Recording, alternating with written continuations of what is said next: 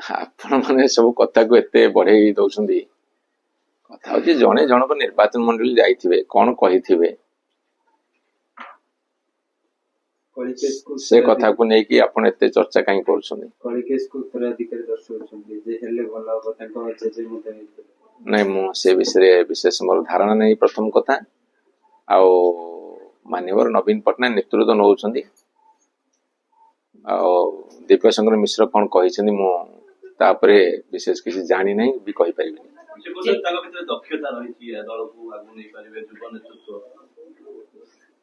ସେ କଣ କହିଛନ୍ତି ମୁଁ ଜାଣିନି, କିନ୍ତୁ ଜଣେ ଗୋଟେ ବିଧାନସଭା କ୍ଷେତ୍ରରେ ଯେତେବେଳେ ନିର୍ବାଚନ ଜିତୁଛନ୍ତି ବା ଏମପି ହଉଛନ୍ତି, ବିନା ଦକ୍ଷତାରେ କେହି ହୁଅନ୍ତି ନାହିଁ। ଦକ୍ଷତା ନଥାଇ କେମିତି ଜଣେ ନିର୍ବାଚନ ଜିତିବ? ତେଣୁ ଏଇଟା ସେ କୋଉ ସେନ୍ସରେ କହିଛନ୍ତି ସେଟା ମୋ ପାଖରେ ବିଶେଷ ଖବର ନାହିଁ।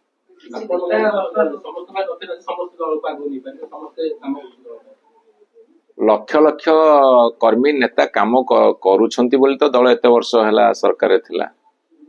ଆଉ ସବୁ ଛୋଟ ନେତାଟି ହଉ କି ଛୋଟ କର୍ମୀଟି ହଉ କି ବଡ ନେତାଟି ହଉ କି ବଡ କର୍ମୀଟି ହଉ, ତାର ଦକ୍ଷତା ଅନୁଯାୟୀ ସେ କାମ କରେ। କାହିଁ ଆପଣ ଗୋଟେ କଣ ଯୋଗ୍ୟ ଅଯୋଗ୍ୟ ଲିଷ୍ଟ କଲେଣି କି?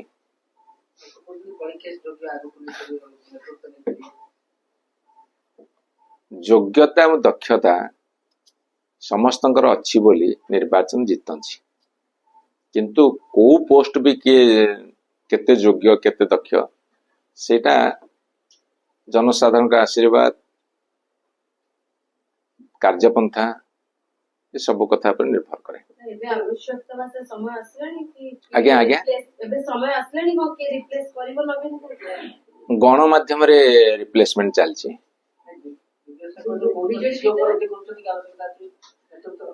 ମୁଁ କହିପାରିବିନି, ମୁଁ ଟିକେ ବ୍ୟକ୍ତିଗତ ଭାବରେ ଦିବ୍ୟଶଙ୍କର ମିଶ୍ର କଥା ହେଲା ପରେ ଆପଣଙ୍କୁ ଉତ୍ତର ଦେବି।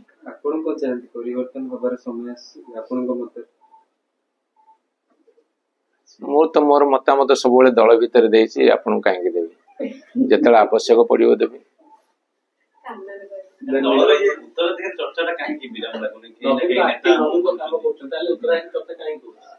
ଗଣମାଧ୍ୟମ ଚର୍ଚ୍ଚା କରିବାକୁ କିଏ କଣ ରୋକିପାରିବ? ଆଜ୍ଞା, ମୁଁ କହିଲି ମୁଁ ଜାଣିନି। ମୁଁ ଆକ୍ଚୁଆଲି କାଲି ରାତି 1ରେ ଫେରିଲି ମୋ ନିର୍ବାଚନ ମଣ୍ଡଳୀ, ତେଣୁ ଜାଣିନି ଏତେ କଥା କଣ ହେଇଛି।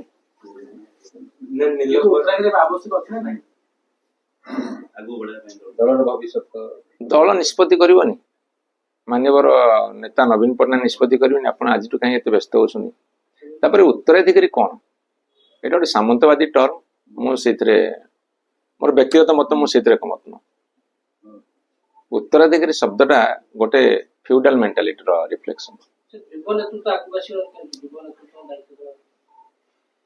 ବୟସ୍କ ଲୋକମାନଙ୍କର ଅନୁଭବ ଅନୁଭୂତିରେ ଯେତିକି ଆବଶ୍ୟକତା ଅଛି, ଯୁବକଙ୍କର ସାମର୍ଥ୍ୟର ଆବଶ୍ୟକତା ମଧ୍ୟ ଅଛି। ତେଣୁ ଆପଣମାନେ ଯଦି କହିବେ ଯେ ବୟସ୍କ ଲୋକଙ୍କର କିଛି ଭୂମିକା ନାହିଁ, ସେଟା ଠିକ କଥା ନୁହେଁ। ତାଙ୍କର ଉପଦେଶ, ତାଙ୍କର ଅନୁଭବ ଅନୁଭୂତିକୁ ନେଇ ଯୁବକ ମାନେ କାର୍ଯ୍ୟକ୍ଷେତ୍ରରେ କାମରେ ଲଗାନ୍ତି। ଏଟା ନିଜ ପରିବାରରେ ହୁଏ, ସମାଜରେ ହୁଏ, ଦେଶରେ ହୁଏ, ପ୍ରତ୍ୟେକ ରାଜନୈତିକ ଦଳରେ ବି ହୁଏ।